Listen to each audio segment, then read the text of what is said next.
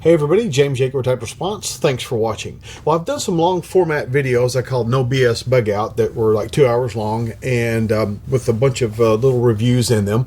And people have been asking, where's this one, where's that one? Like they want timestamps because they don't want to watch the whole video. So what I've done is I've cut out some of those product reviews where I talked about those things, and I've made them into individual videos. You have to understand they probably won't make a lot of sense or total sense because they were part of a big thing, and I might have talked about the bulk of it during the video that you're going to see and maybe little bits of it the rest of the time. So I'm doing the best I can. This is because people ask for it, so I've broken those up. Here they are. I hope you enjoy. All right, now let's talk about our suspension system. I wear a Solomon shoes typically. It's most of the kinds I have, and I wear these kind of light hiker ones most every day. They got a good suspension in them and stuff like that. And but if you're going to put a pack on, and now some of you guys might have ridiculously heavy 70 and 80 pound Bugout bags, and I'm going to try to help you narrow that bag, lighten that bag. But ideally a Bugout bag, depending on what's going on, I mean, 30 pounds is a lot. 30 pounds is a lot, you know. So, you know, if you can do it with 5 or 10, then do it with 5 or 10.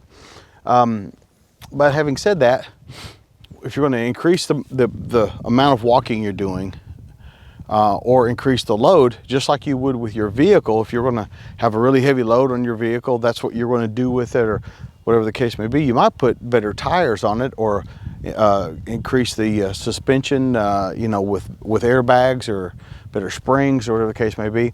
So you just can't jam an extra 30 pounds on a pair of shoes and expect the same performance. And so these are Solomon Quest Prime GTX. Solomon brand, model is Quest Prime GTX, and this is a brand new pair. I have 3 pair of these, and I'm using this as an opportunity to break stuff in. So what I recommend you do is don't just put all the stuff in a bag. Go out and use it, even if it's for an afternoon. Just getting the stuff out of the bag and using it, I recommend you do that. Each year we do our alumni only Bugout camp out here, and I encourage people to come out here and test their gear. We had people here figuring out that you get really fucking cold in a hammock, you know, and so we talked about under quilts, and they talked about building a fire near, not under it, but near it. And I'm like, man, you're just cooking yourself there. But anyway, so what they figured out was 3 seasons a year of plain old hammocks, about the best night's sleep you can get in the woods. But that one season, you're gonna have to have an under quilt, or you know, have to think it through. But even with the sleeping bag inside of it, you lay on the sleeping bag, it compresses the insulation, doesn't keep you as warm. Anyway, so I'm gonna use this as an opportunity to try these new shoes on. And even though I've got other sets of these, you want to make sure that they all fit you correctly. It's unusual that a same model or shoe would fit differently. But one of the pairs I have, the first pair I bought, and I wore them for a while before I bought the other 2 pair. They're like this. They even have that lettering on the side, but the other one has some red lettering right here. It's the same sole, the Contigra grip sole, but it had the first pair I got had a red emblem right here, but they look identical other than that. But I'm thinking, did they change something? But anyway, these are waterproof, and so I think waterproof boots, it's a plus minus. So either your boots should be waterproof or they should have drain holes in them. That's because either they're gonna shed water completely, or if they get water in them, they're gonna let it squirt out really fast. And so that's just my opinion. But I grew up out in these woods. I know a little bit about them and that stuff, but also for demonstration purposes, I keep a pair of, with all the boots, I keep a pair of socks in there. Now, typically I wear good outdoorsy socks. Now, we should all know by now, as far as undergarments go, cotton kills. So if you are into this stuff at all, you should not be wearing cotton underwear or cotton socks. Like you should get past it. Now I know a pair of smart wool or other style hiking socks are, 10 or 12 bucks, and you can buy a 10 pack of cotton socks for that. But I'm telling you, I've got some wigwam hikers that are 15 years old that I wear on a regular basis. I mean, I've got like 10 pair of them that I wear on a regular basis. Like, I don't have any cotton socks that are 10 years old. Anyway, but synthetics, like these pants, every chance you get, buy quick dry pants. Quick drip dry breeches is one of my friends, Kyle, calls them. But the smallest amount of cotton you can get.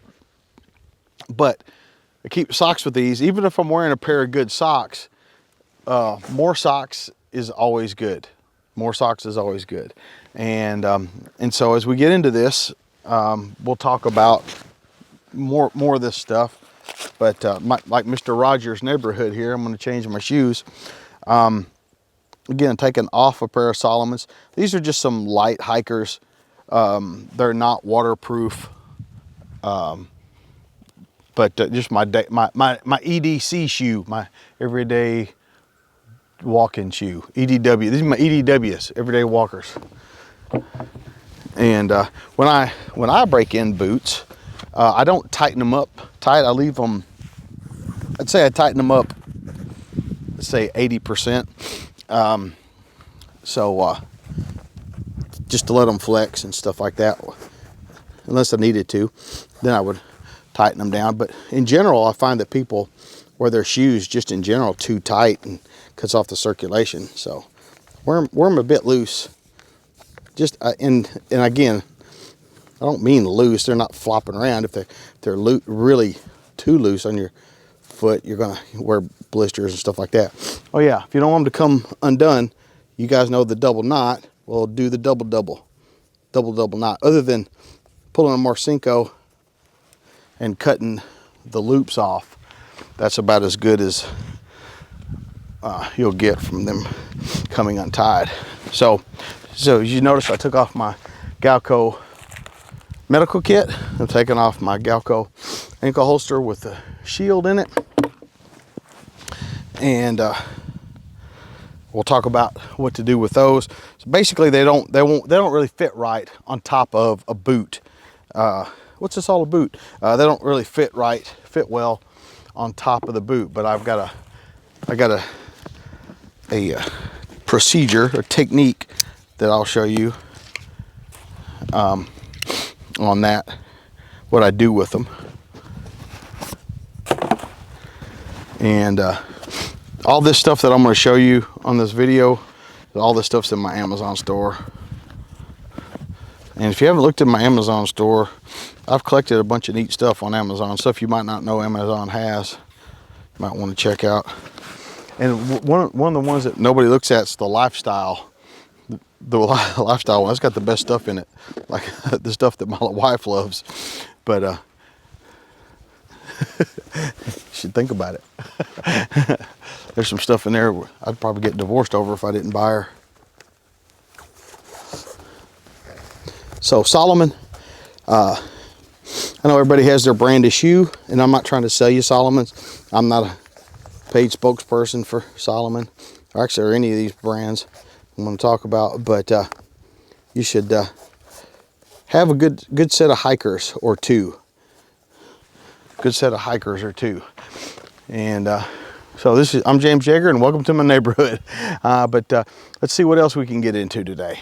So if you like that stuff, you can, right below the video, you can check my Amazon store to get more information. And if you buy through my Amazon store, I appreciate it. I get a tiny little kickback from that. It doesn't cost you any extra.